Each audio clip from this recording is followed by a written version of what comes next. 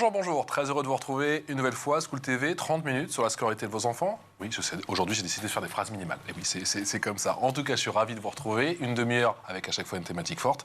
Et aujourd'hui, eh bien, on passe notre émission avec Cécilia. Salut Cécilia. Salut Patrice. Tu vas bien? Ça va et toi? Jusqu'ici, tout va bien. Jusqu'ici, oui. On va passer cette demi-heure ensemble.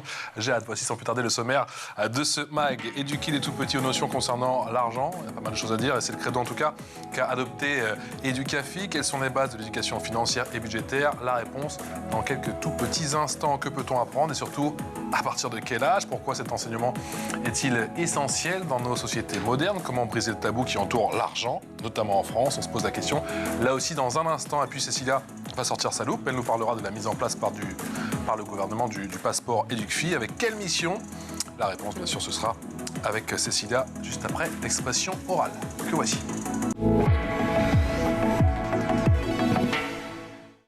Et l'expression orale, c'est avec Arwa Chaouki. Bonjour. Bonjour. On est très heureux de vous accueillir aujourd'hui. Ça fait un petit moment qu'on voulait vous avoir. On voulait parler d'argent. Oui, merci de me recevoir. Il paraît que ça tombe bien. Vous êtes la fondatrice de Educafi. Vous avez passé l'essentiel de votre carrière dans la banque, c'est ça? Exactement. J'ai travaillé pendant plus de 18 ans dans le secteur bancaire, à différentes fonctions. Je me suis occupée en effet de la clientèle des particuliers, donc la clientèle patrimoniale. Et après, j'ai évolué vers des fonctions de management et de chargé d'affaires entreprise. Et à un moment, vous vous êtes dit, bon, tiens, tout ce que je fais à la banque et tous les conseils que je donne effectivement aux particuliers, oui. Il serait peut-être temps que j'en fasse une plateforme avec Exactement. En fait, j'ai toujours eu envie de transmettre, de faire bénéficier de mon expérience personnelle et professionnelle aux jeunes, aux plus jeunes. Et je me suis dit que toutes ces années, en fait, dans le secteur bancaire, je pouvais me les mettre à profit des plus jeunes en leur transmettant toutes les notions sur l'éducation. Ah ouais, Chaouki, comment vous avez dit ça? Parce que c'est vrai qu'à la banque, j'imagine que ceux qui poussent la porte de la banque, ils sont majeurs en général. Donc, Pas forcément. Pas forcément, d'accord. Pas forcément. Parfois, en effet, la première ouverture du compte bancaire, c'est à 12 ans. D'accord. À 12 ans, donc un compte bancaire avec un livret d'épargne. Donc souvent, il arrive que les enfants viennent avec leurs parents. D'accord, ils sont accompagnés de leurs parents, effectivement. Ils viennent nous parler effectivement de leur livret d'épargne. C'est ça.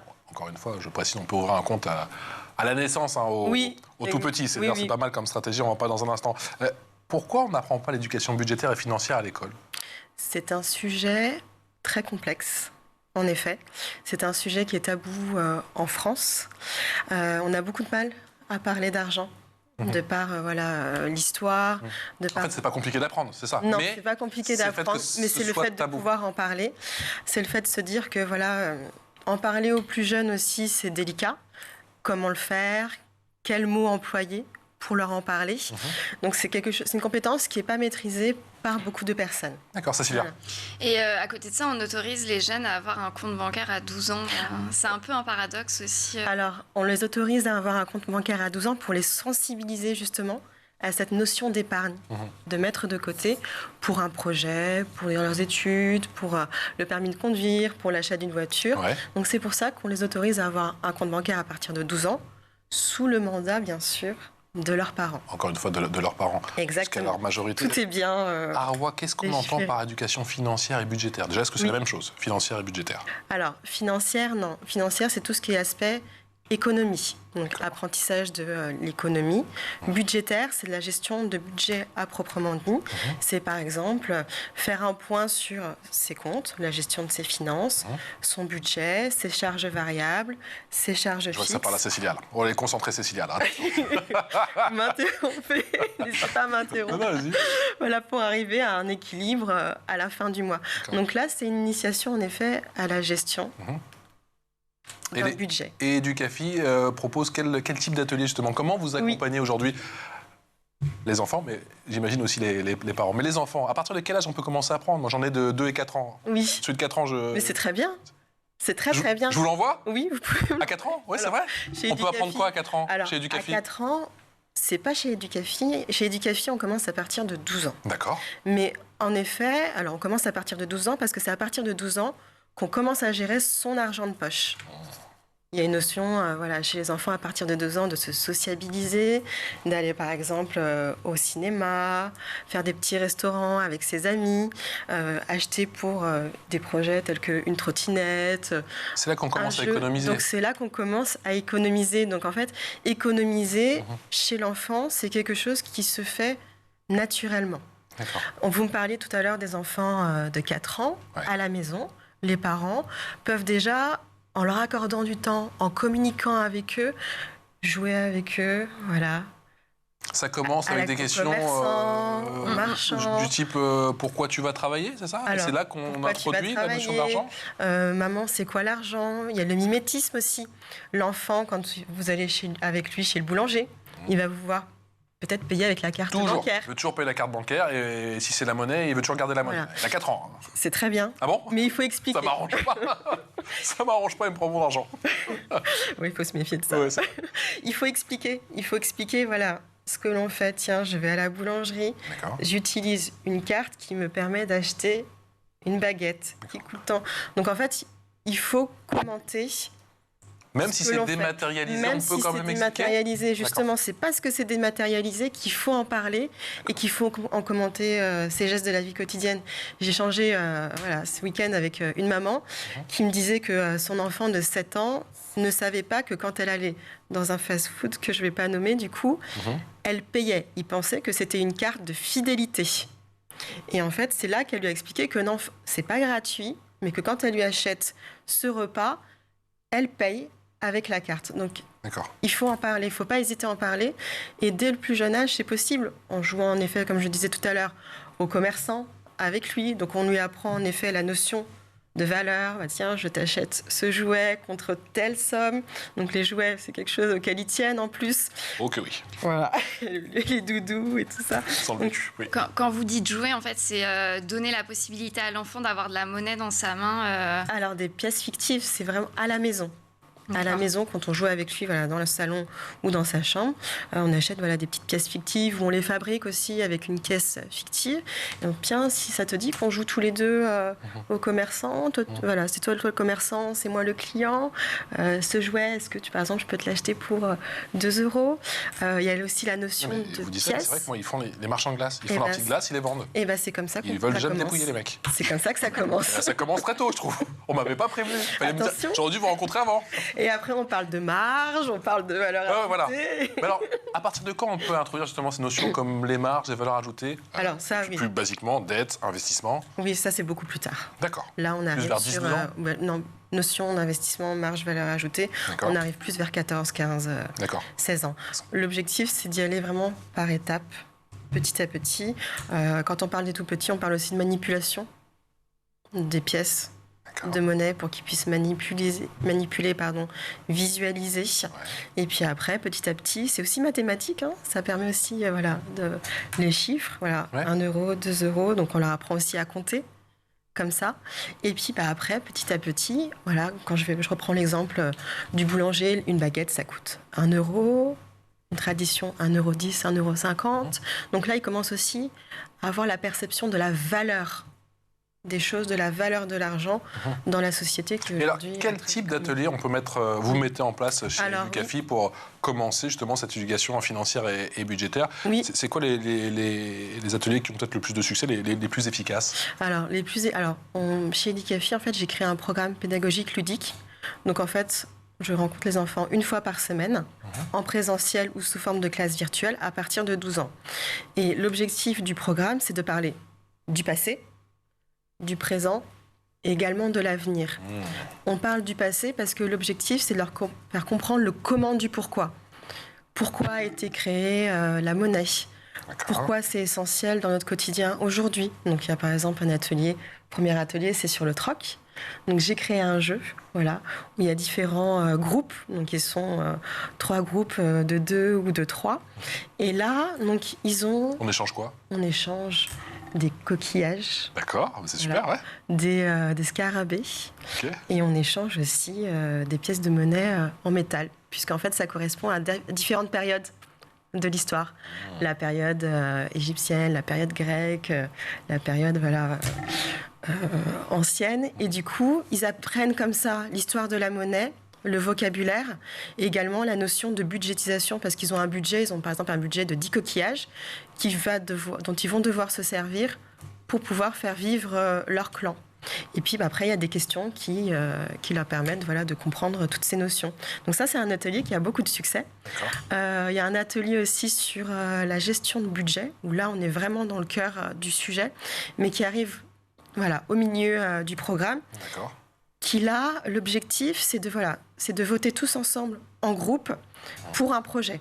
Donc c'est l'apprentissage par le biais d'un projet.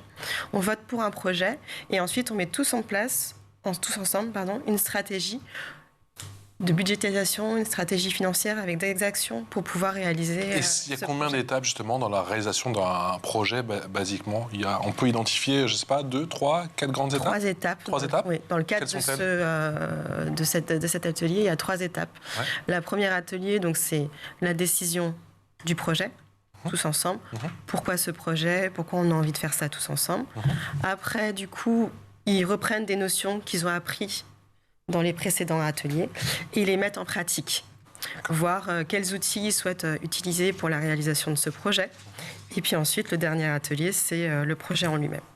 Si on devait résumer la philosophie d'Educafi, s'il y avait un leitmotiv, ce serait quoi? Je vous ai entendu prononcer le mot ludique. Est-ce que c'est ça? Oui, c'est ça, c'est ludique. En fait, mon objectif, c'est de transmettre les codes aux enfants, tout en s'amusant.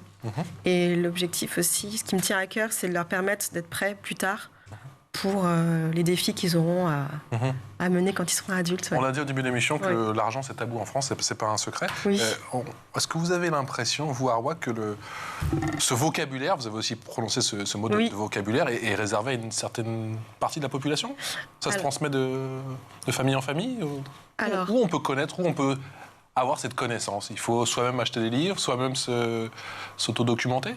En fait, aujourd'hui, on en parle de plus en plus pour les adultes et pour les femmes aussi, parce qu'il y avait un vrai sujet, mais ce sujet est déjà très bien mené parce qu'il y avait des études qui disaient que les femmes avaient moins de culture financière que les hommes. D'accord, je ne savais pas. Voilà, donc des études avec des chiffres précis sur ce sujet-là. Donc c'est très très bien ce sujet de prendre de plus en plus d'ampleur dans la société d'aujourd'hui. C'est pas un vocabulaire qui est réservé à une élite ou une autre. C'est vrai que c'est un vocabulaire qui, en fonction de son origine sociale, de son environnement familial, peut être plus ou moins transmis aux générations futures. Et après, il faut faire preuve de curiosité, s'intéresser au sujet, mais on s'y intéresse que quand on est devant le fait accompli. Quelles sont les bases de l'autonomie financière? Les bases de l'autonomie financière, pour moi, c'est la sérénité. Ça revient à la sérénité financière. Aujourd'hui, on considère que 63% des salariés sont stressés par leur situation financière. Et être autonome financièrement, c'est mettre en place à différents paliers des actions qui vont permettre d'arriver à cette autonomie financière. Être autonome financièrement, c'est acquérir une sérénité au quotidien par rapport à la gestion de son argent. Donc c'est maîtriser la gestion de son budget mensuel, mettre en place des actions pour son épargne, pour ses investissements financiers, pour plus tard être tranquille et en état de quiétude par rapport à sa retraite aussi, qui est un grand sujet. Je ne vois pas pourquoi vous dites ça. On n'en aura pas, mais c'est pas grave. Ça ne nous regarde pas. Si, un petit peu quand même. Oui. Arwa, je vous pose effectivement ces questions parce que j'ai quand même le sentiment qu'il y a un grand manque, et c'est pour ça que vous avez effectivement monté Educafi, d'éducation financière et budgétaire. Et j'ai l'impression que le schéma qu'on a un petit peu tous, je ne sais pas tout le monde, mais un petit peu tous, c'est allez, je vais faire mes études, je vais essayer de travailler, je vais essayer de trouver un CDI qui va m'ouvrir les portes de la banque pour avoir ce prêt pour que je sois éventuellement propriétaire. Exactement. Est-ce que ce schéma, au final, pose problème? Alors, je dirais... Vous allez me dire, c'est dur de généraliser. Oui. Tout dépend effectivement de ce que tu veux acheter. Est-ce que tu veux acheter un bien à 50 000 euros ou un bien, je crois que tu n'as plus rien aujourd'hui à 50 000 euros, ou un bien à 1 million d'euros, j'imagine. Mais est-ce que ce schéma pose problème? Quelles sont les questions qu'il faut se poser justement avant d'investir au final? Alors, un investissement... C'est une charge après aussi. Oui. Mais justement, c'est un manque de clarté. Et c'est ce pourquoi aussi je donne des cours avec Educafi. Quand on a envie d'acquérir un bien peu importe, une résidence principale ou un bien locatif, ce sont des investissements qui se préparent, qui se préparent en amont. Et souvent, quand on arrive devant ce fait accompli, on n'a pas pris en compte l'ensemble des éléments qui pouvaient être liés à ce type d'investissement. Donc, par exemple, pour la résidence principale, il y a les charges de copropriété, il y a les assurances, il y a tout ça. Donc, il y a des choses qui arrivent après aussi. Et tout ça, il faut le préparer en amont. Donc, c'est préparer son apport en fonction du bien qu'on souhaite. Il y a quand même cette idée, pardon de vous couper, qu'il faut devenir propriétaire. Il y a il faut devenir propriétaire, alors que parfois, il est stratégiquement, en tout cas, mieux de louer. Oui, en fait, ça dépend. Parce qu'il y a cette idée de je donne de l'argent, je paye l'appartement ou la maison de quelqu'un d'autre. Oui. Alors que parfois, c'est plus sage de louer, en tout cas pour un temps, et après d'acheter le moment venu. Mais je pense qu'il faut avoir des revenus passifs. Alors oui, il faut avoir des revenus passifs. Mais après, cette notion de il faut devenir propriétaire, c'est vrai qu'on nous en parle depuis qu'on est... Depuis tout petit. Depuis tout petit. Bien sûr. Et quand on devient propriétaire, exactement, c'est un objectif de vie, c'est tout à fait ça. Mais en fait, c'est ce que vous disiez, c'est propre à la situation de chacun, situation personnelle, situation professionnelle. Et ça se prépare. Et ça, c'est une réflexion de longue haleine. Et en fonction de ce que l'on souhaite, il faut décider pour soi-même et en fonction des choses qui nous tiennent à cœur. Je pense qu'il y a un sujet là-dessus. Et en fonction des choses qui nous tiennent à cœur. Et en fonction de ça... on met en place la stratégie qu'il faut. Il ne faut pas faire parce qu'on nous dit que c'est bien de le faire et parce que ça correspond au dictat de la société. Il faut le faire pour un confort personnel ou si on est très bien en location, pourquoi pas dans ce cas investir dans un bien locatif pour après plus tard avoir des revenus passifs. Alors, c'est une décision propre à chacun. Oui. Quand est-ce que l'on apprend les notions d'actifs et de passifs et dans quelle mesure elles sont importantes? Eh bien, on les apprend à 12 ans. À 12 ans? Exactement. Pas au début du programme. Ça change la donne. Parce qu'effectivement, tu peux avoir un appartement, tu peux être propriétaire, mais dans un cas, c'est un actif, dans un autre cas, c'est un passif. Tout à fait, exactement. Ça change tout. Oui, mais on les apprend à 12 ans. Pas au début du programme, mais après. C'est quoi un actif? Un actif, du coup, c'est un bien qu'on possède. Voilà. Et un passif, ce sont les revenus qui sont générés par ce bien. D'accord. Il y a quand même un cas où... ça te rapporte de l'argent, et puis tu as d'autres cas au début, concrètement, ça t'en coûte. Oui, parce que du coup, s'il y a ce rapport d'équilibre, où en effet, il y a l'assurance, il y a les charges de copropriété, il y a les travaux qu'on peut avoir à faire dans le bien, surtout dans l'investissement locatif. Et c'est là qu'en effet, il faut étudier les choses pour que ça puisse rapporter à un moment donné. Et Arwa, comment vous faites pour parler de la bourse aux jeunes? Parce que même pour les adultes, c'est très compliqué. Oui. Alors, on ne parle pas de bourse à proprement dit. Là, ce sont des notions. Des notions pour expliquer ce que c'est que le monde de la bourse. Après, on parle d'obligations. Alors, j'explique en effet ce que sont que des actions et des obligations. D'accord. Mais ils sont trop jeunes pour entrer dans le détail même de la bourse. D'accord. Voilà. Dans quelle mesure nos enfants sont sollicités de plus en plus jeunes pour faire des achats? On parlait tout à l'heure effectivement de ce cheminement. On a tous eu notre petite tirelire. Tu as eu ta tirelire, toi? Ouais. Le petit cochon rose. Cochon. Allez, la génération petit cochon rose. Là, je l'ai eu aussi, il était cassé, puis tu le recolles, tu le rescotches, tu le colles. Bref. Avec le petit bouchon. Mais j'ai quand même l'impression qu'il y a eu un shift et que les enfants sont sollicités de plus en plus jeunes pour faire des achats et peut-être d'autres achats, parce qu'il y a bien sûr toutes les applications, tous les réseaux sociaux. Oui, tous les jeux aussi. Tous les jeux aussi. Qui sont sur tablette. Ou si on veut aller plus loin, il faut tout de suite acheter l'option supplémentaire. Et là, en fonction de l'âge... Tu sais, il est gratuit à la base, le jeu. Au bout de 3 minutes, il est en payant. C'est ça. Tu regardes ta nourriture, mais c'est quoi le truc que j'ai installé là? Oui, il faut pouvoir expliquer à son enfant que c'est possible de le faire, c'est pas possible, on est d'accord pour acheter l'option, on n'est pas d'accord. Donc en fait, il y a déjà cette première étape qui fait que tout de suite, il y a une notion d'argent et de dépenses. Et après, ils sont aussi sollicités de par les réseaux sociaux, les infrapreneurs, qui disent qu'en effet, si on fait ça, c'est facile d'avoir de l'argent. Comment on peut développer aujourd'hui ces aptitudes, ces capacités financières, son éducation financière? Comment on peut l'augmenter aujourd'hui? Vous avez dit qu'il y a aujourd'hui toutes sortes de médias. Est-ce quoi, on peut aller sur les réseaux sociaux, sur YouTube, sur quelle plateforme? Ou alors il faut faire des formations plus cadrées comme la vôtre? Oui, il faut faire des formations. Alors, il y a plein de tutos sur YouTube, il y a plein de choses. C'est très difficile. C'est dur de faire le tri même. C'est dur de faire le tri, c'est dur de savoir à qui faire confiance. La qualité aussi de l'apprentissage. Moi, je conseille plutôt de se diriger vers la Banque de France. Qui intervient, mais du coup c'est le sujet, on va en parler tout à l'heure. Donc voilà, on en parlera tout à l'heure, mais voilà, vers la Banque de France, vers des entités qui sont spécialisées dans ça, des livres aussi, des livres. Et pour les plus jeunes, c'est Educafi. Et pour les plus jeunes, c'est Educafi bien évidemment. Et on en reparle dans un instant, juste après la loupe de Cécilia. Cécilia, 41% des Français ont le sentiment de ne pas avoir assez d'informations fiables ou neutres pour gérer efficacement leur budget.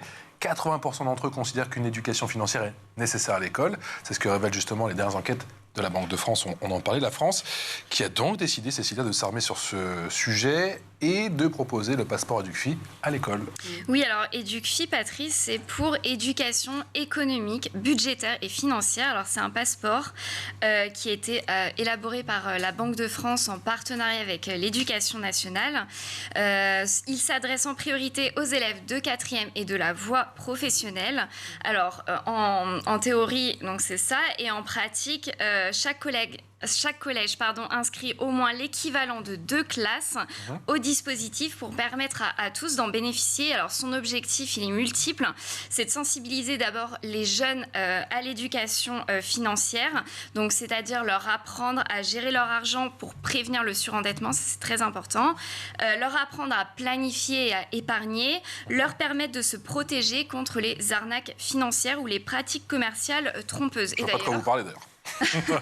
Et d'ailleurs, le passeport a bien été accueilli à la fois par les élèves et les professeurs. J'ai trouvé l'idée très intéressante dans l'optique de préparer mes élèves à leur vie future, à leur vie d'adulte. Personnellement, j'ai 14 ans et dans 4 ans, on est quand même majeur et on va être maître de son destin et de son budget. Donc je trouve ça quand même important d'être préparé à la vie.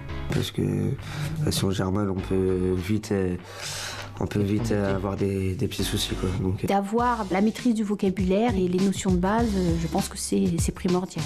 Et je pense que c'est pour ça aussi que l'équipe enseignante a complètement adhéré à ce projet. Un passeport qui prépare les élèves à la vie d'adulte et à la vie de citoyen grâce à des cours très pratique, c'est ça? Oui, alors c'est pas un cours à part entière, c'est vraiment distillé dans différents enseignements. Par exemple, en histoire-géo, le professeur peut intégrer des notions dans son cours sur la révolution industrielle, avec les nouveaux moyens d'échange, l'essor du salariat. En mathématiques, on peut apprendre par exemple à calculer les soldes, les remises, le budget, les cotisations sociales. Et enfin, dans le parcours à venir qui concerne en fait l'orientation, là les élèves peuvent vraiment découvrir tous les métiers liés à la finance, à la banque. Et donc les professeurs, il faut savoir qu'ils sont accompagnés dans leurs cours grâce à des diaporamas qui ont été élaborés par la Banque de France. C'est vraiment un super support. Ça ne nous a pas demandé trop d'investissement personnel pour préparer ces séances. C'est important de le signaler parce que je pense aussi que ce qui peut freiner les profs, c'est ça. C'est le fait que se dire, allez, un projet encore en plus, à monter entièrement, à penser, à réaliser. Là, quand même, ça facilite bien les choses. La formation, Patrice, elle se compose de 2 heures. Et à la fin de ces 2 heures, pour décrocher le fameux sésame, l'élève répond à 20 questions sous forme de quiz. En fait, c'est pour évaluer un petit peu ses connaissances en la matière, pour savoir s'il a compris comment fonctionnait le compte courant, le budget ou la prévention des arnaques. Merci beaucoup, Cécilia. On le rappelle, le passeport EducFi est donc déployé sur tout le territoire depuis 2021. Ça fait déjà 2 ans. Il est intéressant, cet outil? Oui, il est intéressant parce que ils interviennent à partir en effet de la 4e. Et il est très intéressant parce qu'ils ont été à l'origine de ça et ils ont créé une sensibilisation déjà sur ce sujet-là. Et la Banque de France, en effet, tend à amplifier leur présence au niveau national. Il y a d'ailleurs une semaine de l'éducation financière qui est organisée une fois par an au mois de mars, qui permet en fait à tout établissement de pouvoir faire une demande aussi pour organiser des ateliers dans le cadre de l'éducation financière et budgétaire. Comment on peut générer aujourd'hui des revenus passifs? Moi, c'est toujours la question qui m'intéresse, mais c'est vrai que, je sais pas, c'est après 35 ans que j'ai appris effectivement ces histoires de revenus passifs. Je me suis dit, tiens, c'est dommage si on m'avait appris ça étant plus jeune à l'école, si j'avais eu ces notions, cette éducation, somme toute basique, parce que on ne l'a pas précisé depuis le début, mais on a évoqué les maths. Mais il n'y a pas besoin d'être fort en thème, d'être super fort en maths. Il faut juste avoir cette éducation, parce qu'après, ce sont des calculs, somme toute basiques. Oui, parce qu'en fait, du coup, pour... Les revenus passifs. Oui, excusez, je pense à plusieurs choses à la fois. C'est 2 questions en une. C'est ça, deux comme d'hab. En effet, on n'a pas besoin d'être fort en maths. Ce qu'il faut, c'est faire preuve de curiosité. D'accord. Prendre le temps de s'informer pour après, pourquoi pas, mettre en place une action pour générer des revenus passifs. La première étape, c'est quand même d'avoir une épargne de sécurité, un matelas de sécurité, comme on dit si bien. D'accord. Pour pouvoir ensuite faire des investissements pour générer des revenus passifs. Si on fait ces investissements pour générer ces revenus passifs alors qu'on n'a pas de matelas de sécurité, on va tendance à vouloir vendre tout de suite les investissements qu'on a faits pour pouvoir récupérer son argent. Alors que si on a ce matelas de sécurité, en fait, on va pouvoir attendre, prendre son temps et attendre par exemple que la bourse remonte avant de vendre ses actions à perte.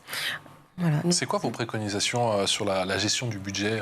On a un salaire de 1 800 €. Quelle est la partie qu'il faut épargner? Quelle est la partie que l'on peut s'accorder pour se faire plaisir, pour les petites dépenses, pour pourquoi pas, avec un peu de chance, aller au restaurant avec son compagnon ou sa compagne? Et puis, effectivement, quelle allocation vous faites? Comment vous répartissez tout ça? Juste une chose, c'est qu'il ne faut pas attendre d'avoir un salaire ou d'avoir parce qu'on estime un bon salaire pour mettre de côté. D'accord. On peut mettre de côté dès le premier euro.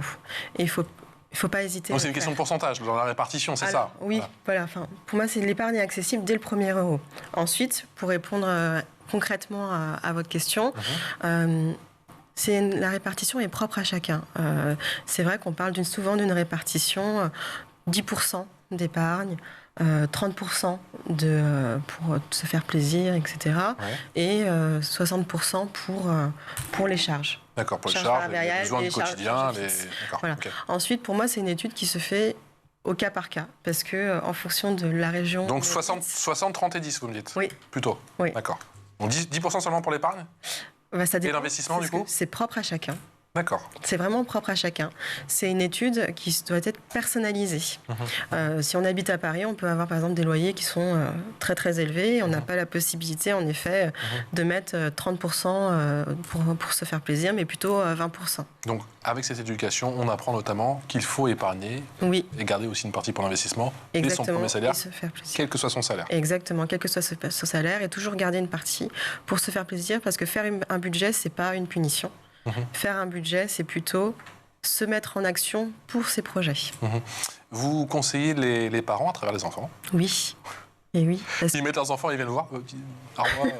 Vous posez la question. Vous avez beaucoup de parents justement qui ont une méconnaissance sur le sujet et qui du coup ne savent pas guider leur enfant au quotidien. J'ai plusieurs profils de parents.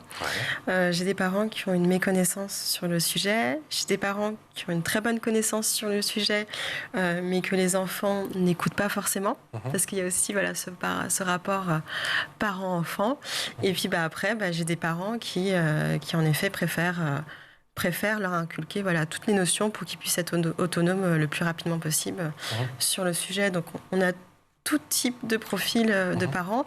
Et en effet, pour moi, l'un ne va pas sans l'autre. Parce que l'éducation financière, c'est l'affaire de tous.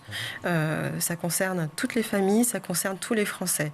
Si on inculque des notions aux enfants et qu'à la maison il se passe autre chose, et ça vient du coup contrebalancer ce qu'ils ont pu apprendre durant les ateliers.